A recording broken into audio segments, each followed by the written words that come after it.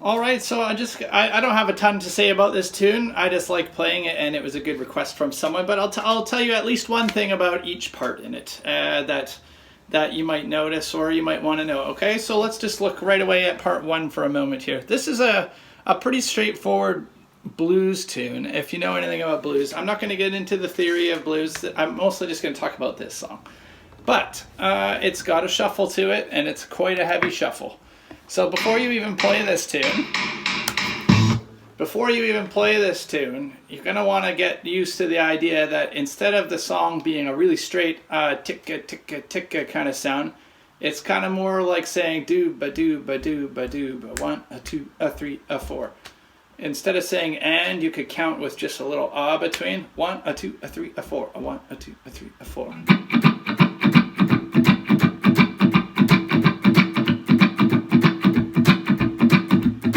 Kind of got a bit of that feel to it, but much faster maybe.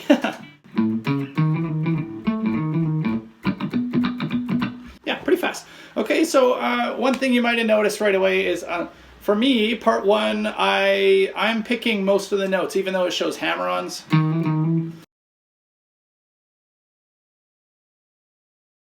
Just because I like the sound of the pick on that part with a little bit of attack. So I'm just picking the notes there. Otherwise, this part's pretty straight ahead. The only main thing I was going to say about part one is that for these little mini chords here, you might notice it looks like I'm holding a whole chord on the guitar and I'm strumming the whole guitar. Half of that is true. I am holding the A7 here with the 6 and the 5. I am holding it as it shows, but then I am putting my middle finger straight across, and my ring finger here is even blocking a bit so that I get this nice muted sound on all the other strings except for those two notes.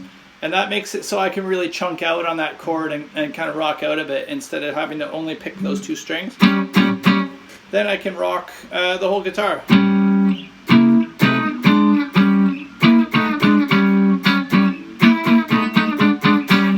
Kind of sloppy, but that's fine.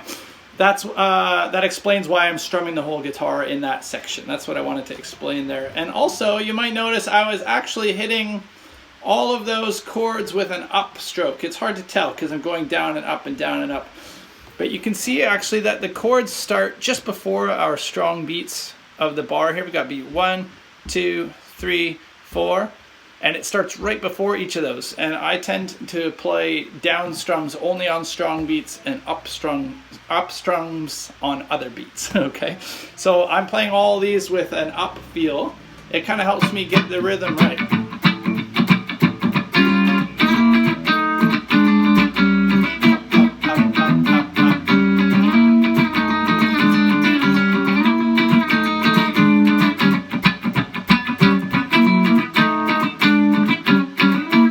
Yeah, so I'm kind of just doing that. I'm really actually winging it like that, except I'm playing all the right notes. So Yousician still detects it fine and it plays it fine.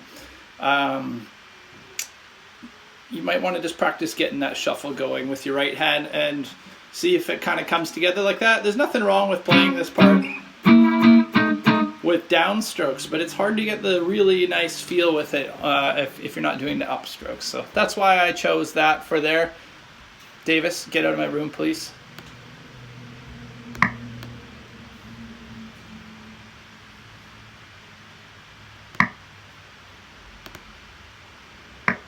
Let's check out part two. What do we got here?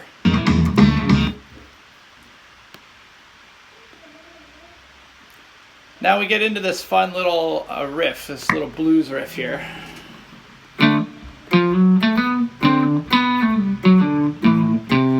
I started that wrong. 2, 3, 4.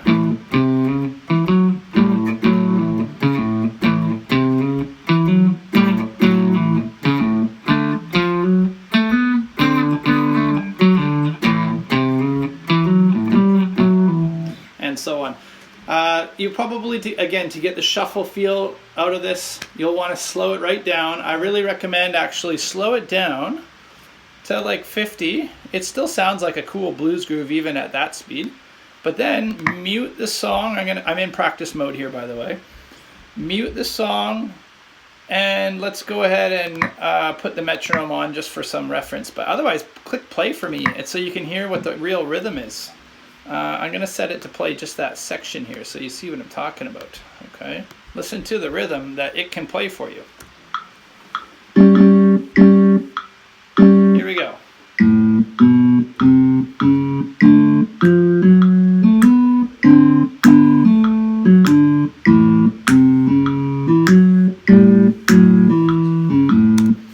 There we go. So in case you didn't know, Yousician can do that for you. The practice tool is endlessly awesome. You can adjust the speed, turn off the music so you can hear just what's going on in your part. And even though it's not a real sounding guitar, the rhythm is awesome to hear. Okay, so I'd suggest check out that rhythm. Now, the only other thing I'm doing different is, again, I like to shuffle along with my pick, and so some of the hammer-ons and pull-offs, I'm not doing them. I'm picking all those notes. But then in my head, partway through my performance, I thought, okay, maybe for the last section of this riff, which is the part 4 and 5, I think, I tried to play it exactly the way they had written it, so you can at least see how it works, okay? But doing those hammer-ons and pull-offs and having the swing, the shuffle part of it is pretty tricky. You don't want to pull off too fast or pull off too slow. So really listen to it slow and then get your own groove on at a slow blues pace. You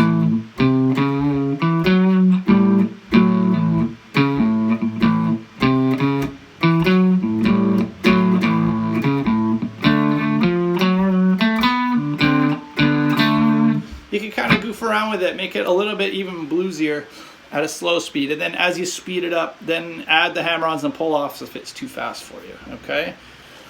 Now, same goes for these chords here, the E7 and D7. It might look like I'm covering the whole guitar and strumming the whole guitar, but I generally was just playing those 3 notes, the 7, 6, 7 from the E7 there, and then muting the other strings with my thumb and my first finger. So that's a little bit of my own trickery there because I've been playing chords for a long time. But there's nothing wrong with just holding only those 3 notes and then trying to strum just those 3. I like to just be able to strum the whole guitar all the time. Otherwise, that's it for this part and most of the tune. It kind of covers, it's mainly just getting that shuffle going. Part 3, same as part 2. Part 4 is when you really get a chance to get into the riff. I would stick the loop on here and slow it right down. And if you want to watch my performance again, you'll see that in this section I am playing pretty much all of these hammer-ons and pull-offs as written. I prefer it picking a lot of them because then you can hear the rhythm a little clearer through the music, but that's just me. So feel free to either pick those notes. Here's with the pick.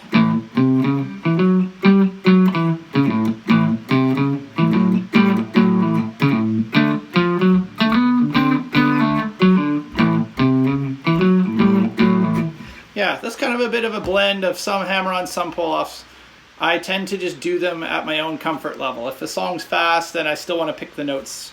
Maybe I'll pick them. I really like to blend it, the techniques together. So, anyhow, that's about it for this whole tune. I don't know if that's super useful for you, but the main thing I would say to get out of this tune is learn how to get that shuffle feel going. If you're going to play more blues at a slow or a fast tempo, it's pretty tricky to do that, and you might want to just block your guitar and practice some shuffle strumming even, just to kind of get the idea of the counting being not so straight.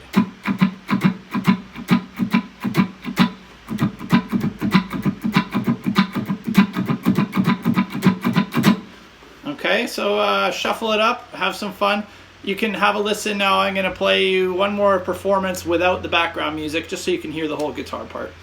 And otherwise, let me know if you have any questions. I'm playing the Hofner semi-hollow body, very thin, standard CT guitar. And the guitar tone I picked is just one of the GarageBand presets, actually. I think it's called Clean Stack. And I just added a little bit of gain to it, and I'm playing on the bridge pickup.